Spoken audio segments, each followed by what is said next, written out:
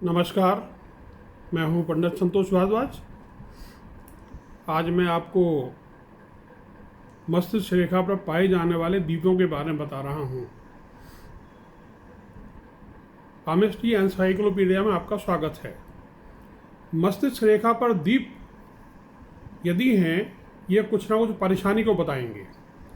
यदि द्वीप रेखा के प्रारंभ में है, बिल्कुल शुरू में है एकदम, तो ये नाजायज संतान को बताता है। और अगर विवाह रेखा भी द्वीप युक्त हो तो निश्चित समझिए, अगर स्त्री के हाथ में ये लक्षण है, उल्टे हाथ में अच्छा बड़ा द्वीप है करीब आधा सेंटीमीटर का बृहस्पति के नीचे मंगल के ऊपर, तो ऐसी स्त्री बचपन में बलात्कार का शिकार हो जाती है। अगर मस्तिष्क रेखा झुककर चंद्र पर्वत के ऊपर पहुंच जाए तो ऐसे जातक सामान्यतया आत्महत्या कर लेते हैं। ये रेखा है जो झुककर बहुत नीचे पहुंच गई है। ये शुरू में आप देख रहे हैं दो द्वीप। ये अब आगे बताता हूं मैं आपको।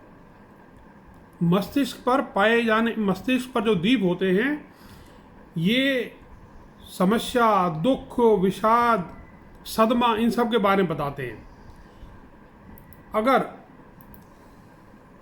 शुरू में बहुत छोटे बारीक द्वीप हों तो समझिए कि जातक को बचपन में मानसिक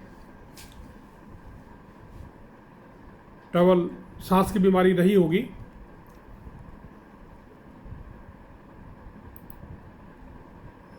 इससे दीर्घकालीन समय तक नसों में दर्द रहता है। और अगर मस्तिष्क रेखा पर द्वीप शनि के नीचे है तो क्या होगा? पित्ताशय की थैली में अथवा गले की बीमारी, जीवन साथी अथवा संपत्ति की समस्या हो सकती है। बवासीर, पैरों में घाव, पित्त, वायु रोग, आँखों में परेशानी, और इसके अलावा छाती में गांठें, बच्चे के जन्म संबंधी परेशानी हो सकती है। और संपत्ति में तो परेशानी संभावना पूरी है।